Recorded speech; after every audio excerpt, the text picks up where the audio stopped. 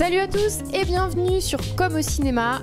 Alors aujourd'hui on va vous parler d'un des films je crois les plus attendus, j'allais dire de la décennie, mais je pense que c'est le cas. Je parle bien sûr de Avengers Infinity War, donc partie 1, qui sort demain sur les écrans, donc mercredi 25 avril.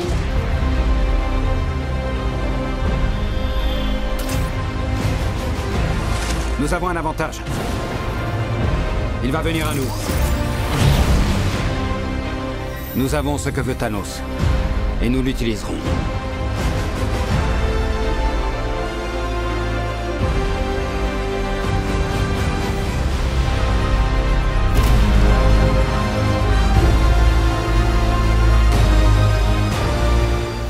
On l'a découvert il y a quelques heures.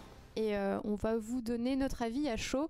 Alors évidemment, on ne va rien spoiler de l'intrigue. En tout cas, on ne spoilera pas des détails pour évidemment que vous gardiez la surprise. Mais voilà, donc on va vous donner notre avis à chaud. On va peut-être faire un brief. Je parle anglais en fait. On va peut-être faire brièvement un petit tour de canapé pour savoir en un mot, j'allais dire un seul pour qualifier ce Avengers Infinity War. Conséquences. Ah ouais. François Noël. Un peu révolutionnaire quand même par rapport aux autres films du MCU. J'ai dit un mot. Ouais, Voilà. Attends, conséquences, révolutionnaire. À pyramide, je serais pas très bon, hein, j'ai du mal à trouver. Justement, je suis en train encore de le chercher. Je pense que je vais le chercher encore pendant quelques jours, à mon avis, parce que c'est très difficile de savoir s'il y a un mot qui peut lui correspondre, mais je dirais claquement. J'allais dire claque. Tu m'as. Ouais, bah moi je pense plutôt à claquement. Tu m'as un peu volé mon mot. Bah désolé. Ouais. Voilà, je m'excuse. Bah c'est vrai qu'en fait on l'attendait beaucoup parce que Marvel avait tellement teasé depuis des mois sur cet épisode qu'on l'attendait un peu comme le Messie, et honnêtement je crois qu'on peut dire que ils sont pas foutus de nous quoi. C'est vraiment à la hauteur des attentes, c'est vraiment à la hauteur de ce qu'on nous promettait. On nous promettait un face-à-face titanesque entre Thanos et les Avengers, et vraiment c'est ce qu'on a eu, mais du début à la fin quoi. Moi la scène d'intro personnellement déjà m'a mis une claque. Déjà je me suis dit ah ouais ok, donc en fait ça va vraiment là ça va vraiment être ce à quoi on s'attendait, ça va être la claque qu'on attendait. Et puis effectivement tu disais conséquences, il y a des Sans spoiler, c'est dur. Hein. Ouais, c'est dur, et c'est la première fois en tout cas. Enfin, moi j'ai eu le sentiment que c'était la première fois chez Marvel où tous les personnages étaient potentiellement des victimes en fait. Bah, en fait, la plus grosse différence avec tous les autres Marvel, et ça a été un reproche qu'on fait souvent à Marvel, c'est que Marvel n'a pas de méchant. C'est-à-dire que même Loki n'a jamais été un méchant assez sérieux, et la preuve est petit à petit au fil des films il a un peu changé. Ultron qui était censé être à la base un gros méchant, et voilà, on s'en souvient malheureusement, et là pour une fois on a un méchant qui a mine de rien de l'envergure, qui est construit, il y a une vraie émotion derrière Thanos, il y a des vraies raisons pour lesquelles il est là. Et puis surtout que on se dit bon, 1 contre 22 c'est un peu déséquilibré. Non, c'est pas déséquilibré, et c'est Thanos quoi. Et voilà, on nous a promis un Thanos qui serait à la hauteur de l'événement, et il l'a été totalement. Ouais, alors Aubin et Gianni, donc je t'ai même pas présenté en fait. Oui c'est vrai, tu m'as pas présenté. C'est ouf, alors que c'est quasiment ici que je suis né. Donc Gianni qui travaille chez Gameblog. Absolument, je travaille juste à côté. Voilà, maintenant les présentations sont faites. Et du coup, en fait, j'ai présenté personne, je suis très très mauvaise. Alan et Aubin, donc qui sont rédacteurs à Comme au cinéma. Aubin et Plume, oui. Je t'ai appelé Plume, mais tu peux m'appeler comme tu veux. Ouais, Plume c'est son surnom. Vous êtes des lecteurs des comics. Alan, je sais pas si tu lisais les comics. Pas tous, j'en ai lu plusieurs. Ok, du coup, parce que moi je ne lisais pas, je n'ai jamais lu les comics Marvel. Est-ce que vous avez vu le film que vous attendiez ? Alors, je vais me permettre de répondre en premier. Non, ça fait depuis 2012 que j'attends Thanos, qui est un de mes personnages préférés de tous les médias confondus. Faut savoir que quand il avait été teasé la première fois, c'était à la fin du premier Avengers, où il était esquissé quand même quelque chose d'assez comment dire, d'assez en lien avec l'univers Marvel Comics, à savoir que Thanos est amoureux de la mort dans les comics et il veut essayer absolument de séduire la mort, qui est personnifiée, qui est personnifiée comme une femme, etc., etc. Et il veut absolument essayer de la séduire et il envisage dans les comics de la séduire en ayant le pouvoir de tuer toute chose, quoi. D'où sa quête de récupérer le gantelet de l'infini avec les 6 pierres de l'infini. Le truc, c'est que pour ce film et pour cet univers, ils ont adapté. Ils ont fait quelque chose d'autre. Alors, je suis un peu déçu de la façon dont c'est fait. Après, l'explication est plausible, logique.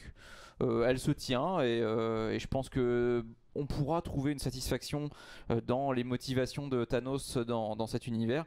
Mais c'est vrai que quand on connaît bien le Thanos original, il y a un petit truc qui manque, quoi. Après, on retrouve les caractéristiques du Titan fou, c'est-à-dire qu'il a vraiment cette appellation qui lui colle à la peau clairement pendant tout le film, où on se demande mais il va pas bien, quoi.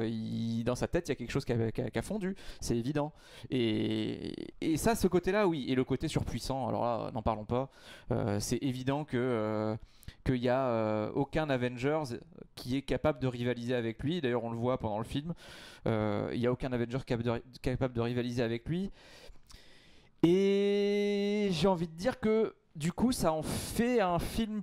Ça fait un film Thanos, quoi. Ça fait pas un film Avengers. C'est plutôt la quête de Thanos. Ouais, on nous avait averti déjà. Les frères Russo avaient dit que c'était lui qui avait le plus de temps à l'écran. Ça satisfaisait pas mal les fans. On a vu les réactions. Et Josh Brolin est très bon, d'ailleurs. Il accepte. Dans le comics, Thanos est au centre aussi. Donc, moi, même si c'est pas la même histoire, je suis d'accord avec toi que c'est pas la même histoire et que du coup, certains fans vont être déçus. Mais je trouve que l'approche du personnage reste très fidèle au comics. Dans le comics, il est ambigu et que c'est un mélange entre mort et vie, l'amour, la vie, et que c'est ça tout du long. Et dans le film, c'est à peu près pareil. Même s'il n'y a pas la mort, sa vocation de destruction est motivée aussi par une vocation de vie. Et c'est cette ambiguïté qui était présente dans les comics qu'ils ont réussi à retranscrire. Et en ça, Thanos est intéressant. Et comme tu dis, c'est certes le personnage principal, mais c'est un personnage principal super intéressant. Et absolument. Surtout, ce que je trouve que là, pour le coup, c'est un Thanos cinématographique et qui s'intègre vraiment. En fait, c'est pas un Thanos qu'on aurait pu avoir dans Avenger 1, justement. C'est un Thanos qui vient au bout de 18 films et 10 ans de Marvel. C'est-à-dire que pour moi, là, à l'inverse du Thanos des comics qui, mine de rien, reste malgré méchant et entre guillemets égoïste puisqu'il fait ça par amour, là finalement il est extrêmement généreux dans son idée. Dans son idée, il est pas méchant en fait. Quand on le met en face des Avengers, c'est pas les gentils contre les méchants, c'est juste le méchant, c'est juste deux visions qui s'opposent. C'est un pragmatisme. Ils ont en fait c'est un antagoniste parce qu'ils ont des visions opposées, mais il est pas placé comme un méchant et ça se voit dans sa sans un spoil mais dans sa relation du coup avec d'autres personnages qui fait que je trouve pas que ce soit ça le plus intéressant dans le personnage parce que cette approche là elle avait déjà été faite avec Ultron, il pensait que pour sauver l'humanité, il fallait la détruire. Oui, mais je trouve que c'est vraiment pas ses motivations les plus intéressantes. Ultron n'avait pas d'humanité, alors que dans Thanos, tu sens bien l'humanité. Et elle est souvent mise en valeur, justement, beaucoup plus que.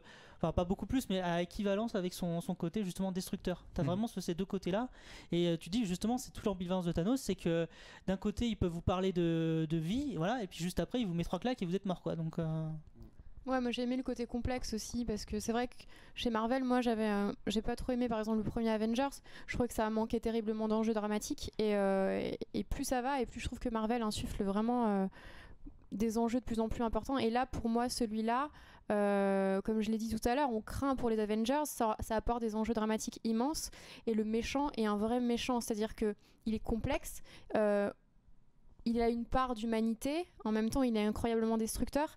Et justement, le fait de craindre en fait pour les héros qu'on a aimés, moi je trouve que ça fait tout le film en fait. Parce que moi du début à la fin, je me dis, ok, là en fait ils sont susceptibles de tous mourir, un peu comme des séries comme Game of Thrones en fait où on se dit tous les personnages qu'on aime peuvent à un moment donné être détruits. Et je trouve que c'est ça la vraie force du film et qui fait aussi que pendant 2h30, moi j'ai pas vu le temps passer et à chaque fois, à chaque scène, j'avais peur pour les super-héros. Et d'ailleurs, il y en a qui meurent. On nous avait déjà prévenu que ça allait être le cas. Effectivement, chez Marvel, on pouvait craindre un peu qu'ils polissent ça et qu'ils finalement fassent mourir des personnages qui n'étaient pas si importants.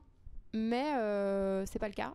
Et il n'y a pas de compromis. Et ils ont vraiment mis fin à des personnages importants. Pour le moment, il n'y a pas de compromis. Après, on va voir par rapport au 4. Le truc, c'est le 4, il y a déjà pas mal de théories qui se dessinent par rapport à la suite.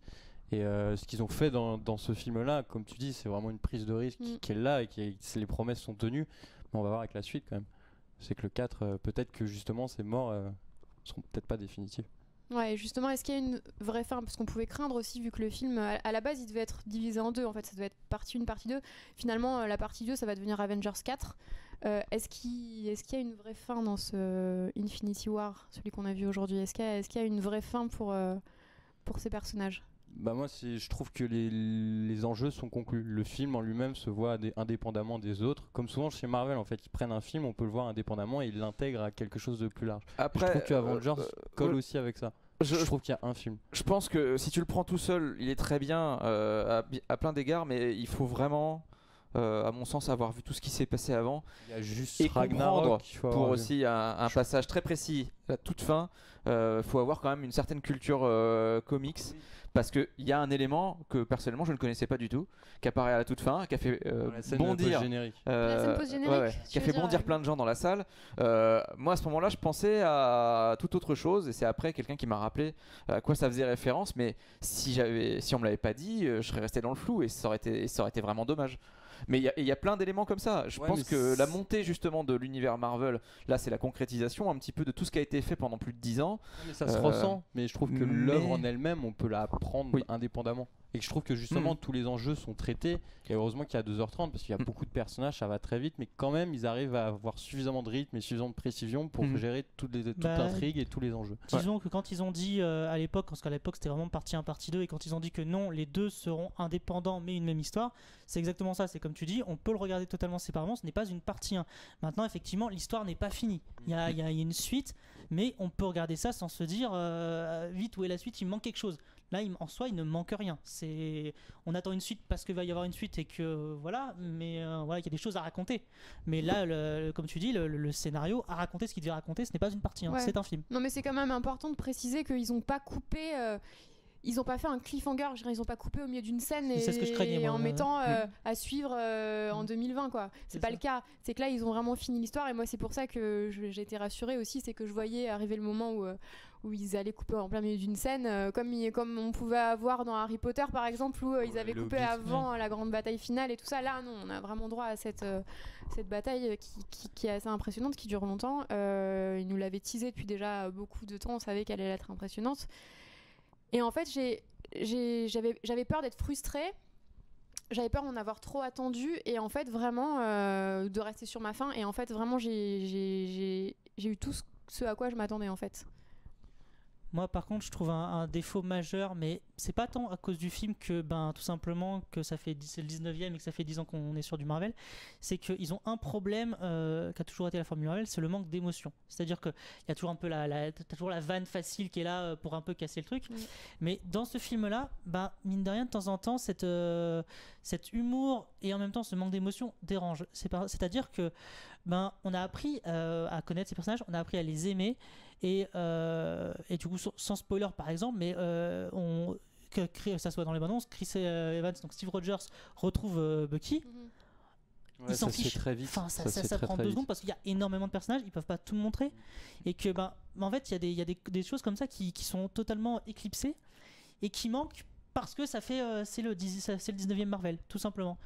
C'est le problème du temps de nombre de personnages, c'est qu'il y a énormément de personnages et je trouve qu'ils s'en sortent quand même pas mal, que chaque personnage a quand même une certaine place. Alors oui, Bucky a moins de place, mais c'est pas non plus le personnage qu'on attend le plus. Ouais, c'est ça, mais c'est bien équilibré quand même, parce que le film dure 2h30. Il y a combien de personnages? Une quarantaine, c'est ça? 22 héros, 5 méchants, moi, et puis après tous les ouais, c'est ça, rôles. Donc quand même, effectivement, je trouve que c'est bien équilibré. On les voit à peu près tous. Mais par contre, tu parlais d'émotion, moi... il y a des scènes vraiment qui m'ont touché. Oui, il y a mais des elle se moments concentre uniquement sur certains personnages. Là, par exemple, pour moi, l'exemple parfait, c'est sur la fin. Sur la fin, on va avoir, avec ce qui se passe, on a un moment d'émotion sur tout ce qui se passe, alors qu'il se passe quand même quelque chose. Et là, on se dit, non, là, vous avez un petit peu... Le film dure 2h35 certes, mais rajoutez-moi 5 minutes pour essayer de me mettre un petit peu de me faire ressentir, parce qu'il y a des conséquences. Mais finalement, on voit qu'il y a des conséquences, mais est-ce qu'on les ressent vraiment? Est-ce qu'il y a à part pour, encore une fois, quelques scènes, est-ce qu'on a vraiment cette sensation que voilà, et en fait il y a un petit côté mine de rien, ben ouais il y a des conséquences, mais on verra le 4 et je suis sûr que dans le 4 ils arriveront peut-être à régler les trucs. C'est exactement, ouais. C'est que je suis assez d'accord, c'est qu'il n'y a pas vraiment assez d'impact sur certaines morts. Elles sont un peu trop vite effacées. Oui, oui, on peut dire même qu'il y en a certains qui sont balayés vraiment comme rien du tout, et que moi le truc qui me dérange le plus peut-être, c'est le traitement qui est accordé à Hulk depuis plusieurs films. J'aime énormément Hulk. Je pense que c'était le point culminant du premier Avengers, que c'était lui qu'on attendait de voir, qui ensuite à la fin s'énervait un bon coup, et du coup on était tous là, ah c'est cool, Hulk il va tout péter.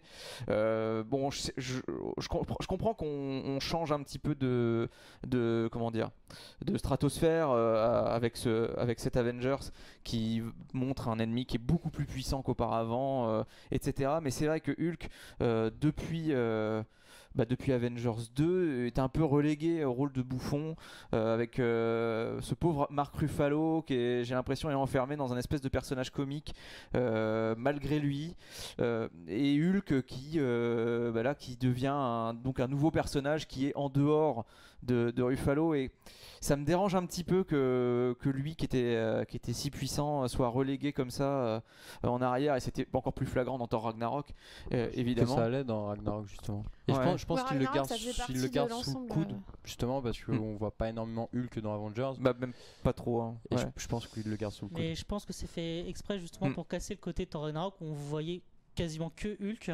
et là du coup c'est vrai que moi je me faisais la réflexion quand j'avais vu Ragnarok, j'ai fait et c'est ce que je m'étais dit en fait à la fin de Ragnarok quand Banner dit si je me retransforme je disparais, il se transforme et c'était traité de façon comique, et je me dis vous savez que là potentiellement, bon on avait vu que Banner était dans les bandes annonces, mais que potentiellement vous avez tué un Avenger, mais c'était traité de façon comique, et là du coup le fait que ce soit l'inverse, que ce soit plutôt justement Banner qui soit là, je trouvais ça justement bien pour le personnage, que justement il ait ce côté Banner est aussi un Avenger, et il a aussi des problèmes, et justement enfin la relation, parce que la relation Hulk Banner est beaucoup plus mise en avant dans ce film, même si justement à cause de choses à raconter elle est un peu éclipsée, mais on sent qu'il y a quelque chose qui se trame entre les deux. On se dit potentiellement si ça, entre les deux ça se règle, dans le 4 c'est la folie quoi. Enfin... Non, mais je suis d'accord avec toi, même si niveau puissance il sera peut-être pas au top, on a pu le voir dans le film. Ça dépend de son degré de colère. C'est pas toujours ça, Hulk. Ça a toujours dépend de son degré de colère. C'est Broly, plus énervé, plus il détruit. Exact. Je trouve que là, on aborde vraiment le côté Dr. Jekyll et Mr. Hyde de Bruce Banner, et moi j'ai vraiment apprécié ça. Et moi le problème que j'avais souvent avec les films Marvel, c'est que justement je trouvais que ça manquait de dramaturgie en fait. Je trouvais que c'était toujours, il désamorçait tout le temps le drame avec le côté comique, et celui-là il y a vraiment des moments très noirs en fait, et il n'y a pas de compromis, et mais il y a de la bonne blague aussi quand même, il y a les deux, beaucoup c'est pas autant que dans Thor Ragnarok qui pour moi est vraiment abusé de ce côté-là, mais là il y en a quand même pas mal, il y a des blagues, parce que quand t'as Drax, quand t'as Mantis, quand t'as Raccoon, quand t'as les Gardiens de la Galaxie, quand t'as Banner donc qui est devenu ce qu'il est devenu, Thor aussi est devenu un personnage à moitié comique, même si là j'avoue que j'avais peur de ce qu'ils allaient faire avec Thor, et là ils lui ont enfin rendu un petit peu sa majesté et sa puissance dans celui-ci, sans spoiler, mais c'est vrai que non, franchement les éléments comiques après sont très bons la plupart du temps, mais je trouve que ça dégoupille pas mal les moments, les moments dramatiques. Mais c'est aussi la rencontre de plusieurs univers, ça pouvait être très mal fait au final. Je trouve qu'ils en sont bien tirés, parce que tu vois genre quand Doctor Strange rencontre les gardiens, enfin il y a vraiment des univers qui se mélangent, et au final je trouve que c'est très bien en fait. C'est là où tu vois le plus grand talent mine de rien de Marvel, qui entre les réalisateurs, ils ont chacun fait son film, mais ils ont toujours eu une ligne de conduite à ce qu'il fallait faire, ce que vous pouviez faire, ce que vous ne pouvez pas faire. Et ça se voit dans celui-là, c'est-à-dire que là où les univers, comme tu dis, les univers se mélangent très bien, ça devient même naturel. Comme tu dis, Rocket Raccoon qui rencontre Thor, etc. Ça paraît naturel, alors qu'on sait pourtant que l'univers, les univers sont totalement décalés. Ça se voit d'ailleurs entre Star-Lord et Iron Man. Et pourtant, ça colle très bien. Et on attend ça, on a envie, et on l'a. Quand on l'a, on se dit pas. Ça y est, ils se rencontrent enfin. C'est presque comme si ils s'étaient quittés hier, alors qu'ils ne se sont jamais vus. Parce que ça a été la force de Marvel, d'avoir construit un univers. Et là, c'est le point d'orgue culminant. L'univers est bien construit, et ça se voit dans celui-là. Quand tout comme ça, quand autant de films, autant de héros arrivent à cohabiter sans que ça nous choque, pour moi c'est banco. Enfin, je trouve que c'est leur plus grosse force, c'est ce qu'ils ont fait de mieux. Et justement, tu parlais de la réalisation. Elle donne quoi cette réalisation sur ce film-là? Moi, esthétiquement, je l'ai trouvé très réussi, les combats super impressionnants. Moi, j'avais eu un petit point négatif sur Black Panther, c'est notamment ça. J'avais trouvé que les combats étaient pas exceptionnels. L'esthétique était belle, le Wakanda était plutôt bien foutu, mais ça allait à peu près. Mais les combats n'étaient pas extraordinaires. Là, il y a une vraie puissance dans les combats. On ressent les coups de Thanos qui portent sur les héros, qui sont lourds, quoi. C'était vrai combat. Ça, c'est bien. Oui, quand Strange aussi s'en mêle, ça devient super bourrin, et que ce soit Thanos ou aussi ses sbires, il y a vraiment des combats qui sont ultra impressionnants, et notamment, enfin là c'est avec Thanos, il y en a un, c'est Dragon Ball, on est à un niveau, je pense pas qu'on aurait imaginé ça dans Avengers il y a 6 ans maintenant, qu'on pourrait arriver à ce niveau d'excentricité visuelle par moment.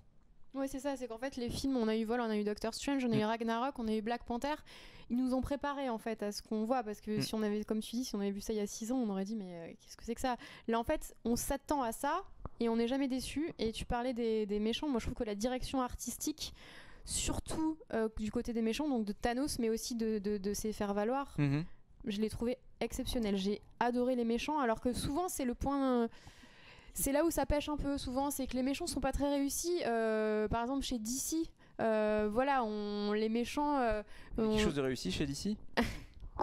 Fais gaffe, tu vas te faire Je suis désolé, non mais parce que pour les films DC, je parlais juste des films. Il y a le côté dramatique justement. La même chose que Marvel, le casting. Non, d'ici quand même le côté dramatique. Pour le coup, là, je trouve qu'ils arrivent un peu à avoir ce côté dramatique, moi qui me manquait chez Marvel, et c'est pour ça que j'aimais pas tellement leurs films. Mais là, il y a vraiment un côté dramatique que j'ai beaucoup aimé dans celui-là. On a même eu la larme à l'œil quelques moments. Aubin, je crois que t'as eu la larme à l'œil. Moi, je suis un grand fan de comics aussi, c'est pas compliqué, mais dès le début du film, t'es pris, t'es là. T'es dedans quoi. Ouais. C'est surtout ça, c'est que le film nous prend par la main et nous lâche plus pendant 2h30, et c'est surtout grâce aux 10 ans qu'il y a eu, parce que Marvel a pris le temps pendant 10 ans de faire des films et tout, et c'est là-dessus que DC pêche, c'est qu'ils ont balancé Justice League après 3 films. Marvel, il y a eu un paquet de films avant ça, c'est le 19e film. Ouais, donc forcément le spectateur il connaît l'univers, il connaît les personnages, donc c'est extrêmement facile de rentrer dedans. Il est attaché à ses personnages dès le début. En fait c'est ça, c'est que ça reste du Marvel, donc t'as les mêmes défauts que Marvel, voilà, la blague qui casse un peu tout de temps en temps et tout, mais en termes de si tu aimes Marvel, si t'aimes le super-héros et si t'aimes le divertissement, c'est le film ultime. Pour moi, pour le coup, c'est leur film ultime, ça c'est clair. Clairement, effectivement, on peut lui trouver des défauts parce qu'il y en a forcément, parce que Marvel n'a jamais été parfait. Mais là, pour ce qu'on attendait, ce qu'on a eu, ce qu'on voulait, non, voilà, on peut pinailler parce qu'on a envie de pinailler, mais effectivement on va pas dire le film nous a déplu, et je pense qu'il y en a aucun de nous qui aura des plaisirs à le revoir. Pour le coup c'est vrai, moi j'ai vraiment envie, on l'a vu là ce matin, on est mardi, moi j'ai envie de retourner le voir demain matin quoi, parce qu'il y a tellement de choses en même temps dans ces 2h30, il y a tellement de personnages que forcément on voit pas tout. J'allais dire un peu comme Ready Player One où t'as envie de le revoir encore et encore pour vraiment choper tout ce qui est à l'image. Et d'ailleurs c'est marrant parce que je sais pas si vous avez remarqué, à un moment donné ils font une petite référence à la pop culture qui est très méta, je sais pas si avec Spider-Man notamment. Oui, c'est ça, c'est Tony Stark qui fait la remarque. La confrontation entre Spider-Man et Star-Lord, pour le coup les deux passionnés de pop culture, et j'ai trouvé ça vraiment très bienvenu. Et je crois qu'Aubin a compté les morts. Combien on a le droit de le dire ça? Non, je suis pas sûr. Oh non, on va peut-être éviter. Si on dit pas qui. On va dire non, si on doit commencer à donner un chiffre, ça va déjà énorme. Disons que c'est entre 1 et beaucoup. Et beaucoup, ouais. Et une infinité. Voilà. Parce qu'il y a des monstres qui meurent aussi. Non, mais vraiment, ce que tu disais pour les méchants, c'est vrai que moi ce que j'avais beaucoup très peur, c'est qu'il y ait beaucoup de Thanos, mais que le Black Order ça va à rien. C'est-à-dire qu'on les voit vite fait. On voit pas tant que ça. On voit pas tant que ça, mais mine de rien, ils ont tous au moins un second round. Ce qui est plutôt même un troisième. Ouais, c'est vrai. Non, mais pour le coup, c'est que je m'attendais vraiment à ce que les mecs ils arrivent, ils se fassent poutrer par les Avengers, merci, au revoir, et on passe à Thanos. Pour le coup, non, ils ont quand même un rôle, ils ont quand même une. C'est des vrais généraux. C'est pas Avenger 1 où t'avais Loki, puis le reste, merci, on passe devant quoi. Mais j'ai trouvé très très très réussi les sbires de Thanos, notamment le sorcier. Graphiquement, ils étaient bien en plus. Graphiquement, c'est très bien, ils sont très charismatiques. Et encore une fois, des vrais méchants, c'est ça qui porte le film aussi vers le haut, c'est qu'il y a une vraie frayeur, une vraie menace en fait. souvent dans les films, tu crois pas vraiment aux méchants. Et tu te dis, bon, allez, c'est bon, la bataille finale, elle va durer 10 minutes et puis ça sera fini. Et là, en fait, on sait pas du tout ce qui va se passer. Et pour moi, je dirais c'est vraiment la plus grande force du film, c'est la réussite de Thanos. C'est autant sur l'esthétique que d'un point de vue psychologique, parce qu'il est très complexe, ce personnage. C'est pas juste un méchant, c'est qu'il est ambivalent. Et j'ai adoré ça. Et puis vraiment, ces sbires. Et on voit aussi des personnages qu'on n'avait pas revus depuis longtemps. Certaines... Il y a une très très vieille C'est une connaissance, vieille oui, ouais. que je m'attendais pas à voir du tout personne personnellement. s'y attendait, mais on l'a vu débarquer. On va grosse pas surprise. révéler, mais oui, il y a pas mal de surprises dans cet Avengers. Et d'ailleurs, parce qu'on avait beaucoup parlé des bandes annonces et des extraits qui en dévoilaient trop, on peut dire qu'il y a une bande annonce qu'on a vue et voilà, les images ne sont pas dans le film, donc c'est aussi De toute façon, petit tour de force de Marvel. Là, et pourtant, qui sait que ces dernières semaines, la promo, ils ont sorti je ne sais combien de spots, etc. Et ben, pour le coup, les bandes annonces sont bien faites, parce que même si ça dévoile beaucoup d'images, il n'y a rien des enjeux, il n'y a rien de la dramaturgie, il n'y a rien de finalement de mis bout à bout ce que ça peut entraîner. En fait, on voit rien. Et pour le coup, c'est vraiment bien fait, parce que moi, je sais que au bout d'un moment, j'avais même arrêté de regarder les spots. Je disais, j'en vois trop. Et en fait, non, on n'a rien vu. Ouais, c'est ça. C'est ça qui est impressionnant, c'est que t'as l'impression qu'on a vu trop, et puis t'arrives devant la salle, tu t'assois, et le truc commence, et t'as l'impression que juste t'es arrivé et t'as rien vu avant, et tu te le prends en pleine face, quoi. Moi, je pense. Bah, après, c'est vrai que les gens disent, vous dites tout le temps, c'est le meilleur Marvel depuis. Je pense honnêtement. C'est parce qu'il progresse aussi. Ouais, mais je je n'aime pense. pas Black Panther. Non, mais je pense. Enfin, moi personnellement, je crois que c'est mon film Marvel préféré depuis le premier Avengers. Voilà, pour moi, c'est vraiment le summum. En même temps, ils allaient vers ça, évidemment. Ils nous avaient préparé. Il y a tous les super héros. Mais au-delà du fait qu'ils. Non. Non, enfin. Bon. Au-delà du fait qu'ils soient tous réunis, pour moi, en matière de cinéma et en matière d'écriture de personnages et de réalisation, je trouve que c'est un très bon film. C'est pas juste c'est pas juste une avalanche de super-héros et tiens lui voilà, c'est son histoire, machin, bref. Pour moi, c'est un très bon film. C'est du pur cinéma. Encore une fois, c'est du pur divertissement. Voilà, et c'est encore pas péjoratif de dire que. On peut dire surtout qu'il a de l'impact, en fait. Ouais. C'est ce mot-là que j'aurais dû utiliser dès le départ. Ah bah voilà, c'est le mot impact. Par rapport à l'univers Marvel, évidemment, il a un impact énorme et qui est au moins aussi colossal que celui des comics. Les comics Marvel, il y a souvent un moment où c'est le bordel. Il y a eu la quête de Thanos avec le gantelet de l'infini. Je crois qu'il y a eu Onslaught aussi qui a fait un sacré carnage. Il y a eu Civil War aussi, évidemment. Secret Invasion, il y en a pas. Il y en a eu énormément. Tous les ans, ils font un gros crossover. Voilà, et à chaque fois il y a eu des trucs comme ça. Et là, faire ce genre de choses au niveau du cinéma et arriver à la fin qu'on a vue. Et cette scène post-crédit, perso, si j'avais moins de 10 ans, je serais déjà en train d'aller le revoir une deuxième fois, une troisième fois, et quand il arrive en cassette, je le remets plein de fois. Ça me fait, pour l'instant, je pense que ça me fait le même effet que l'Empire contre-attaque la première fois que je l'ai vu. Ah ouais. Okay. Parce que, effectivement, tu peux prendre le film seul, et à la fin, t'as ce truc qui fait ah ouais. Et puis tu te dis, ouais, maintenant la suite, je voudrais bien qu'elle arrive immédiatement et pas dans 3 ans. Merci, dépêchez-vous. Ouais, j'ai une espèce de fin à l'Empire contre-attaque mélangé avec Leftovers. Vous comprendrez vous la référence, je pense. Et ça je trouve que ça fait un grand bien de voir ça dans l'univers Marvel ciné. Bah, disons que c'est vrai que si pour les enfants en tout cas, je pense qu'il n'y a pas un gamin, je pense qui va s'ennuyer devant le film et qui va se dire en sortant c'était nul. Ça pour un film, quand on est gamin, ça doit être c'est le paradis ce film. Mais par contre, je pense la réussite du film paradoxalement met une épine dans le pied de Marvel. C'est-à-dire qu'on est obligé d'attendre 1 an avant Avengers 4 et qu'entre temps il y a Ant-Man 2. Et on s'en fiche. Captain Marvel aussi. Mais les enjeux d'Ant-Man sont pas les mêmes que pour un Avenger. En fait, c'est un film de cambriolage. Mais passer d'Avengers 3 le à premier Ant-Man avait fait ça aussi. Le premier Ant-Man était sorti après Avengers 2 si je ne m'abuse. Oui, mais Avengers 2 vous avez laissé un souvenir beaucoup moins. Oui, mais je veux dire par rapport au Mastodonte, c'est le petit film de transition, mais c'est pas gênant, je trouve. Ouais, je sais pas. J'attends de voir Ant-Man 2, mais je sens que je sais pas. J'ai peur que la chute soit un peu rude. Après, ça ne dirait pas que le film soit nul, etc. Mais c'est vrai que par rapport à ce qu'on vient de voir là, ça va être compliqué, même pour un petit film de transition. En fait. Non, ça moi, sera une petite mise en bouche. je trouve En attendant. Oui, c'est pour combler un vide. Ant-Man and the Wasp, ça va être. Mais est-ce que pas un problème Non, parce que c'est de dire ça que ça comble un vide. justement, je suis pas d'accord avec ça parce que je trouve que la grande force des films Marvel en ce moment, c'est qu'on a l'impression de lire un comics. Moi, là, sur Avengers, j'ai l'impression de tourner les pages de mon comics. T'as un personnage qui apparaît là, un personnage qui apparaît là, et c'est génial. Et c'est pareil dans les comics, c'est que les gros crossovers dont tu parlais, c'est tout le monde se réunit, et c'est l'effet de cet Avengers. Mais entre temps, tu fais des comics ou des films sur certains personnages pour les développer. Parce que c'est aussi ça la frustration d'Avengers, c'est qu'il y a tellement de personnages que tu as des personnages qui se rencontrent, des liens qui se créent, et tu es un peu frustré de pas les voir plus développés parce qu'ils n'ont pas le temps, parce qu'il y a beaucoup de personnages. Et l'intérêt de ces films entre les gros blockbusters Marvel, c'est de pouvoir développer ces personnages. Ouais, mais justement, puisque dans Avengers 4, on sait qu'il y aura une certaine Captain Marvel qui va faire une apparition. Elle a été elle a été annoncée il y a un petit moment. Elle va avoir un sacré poids sur les épaules, Brie Larson, avec Captain Marvel. Mais ce que je veux dire, c'est que tu vois, il y a Avengers 4 qui sort avant Captain Marvel. Bah justement, à la place de Ant-Man, j'aurais bien vu Captain Marvel sort avant Avengers.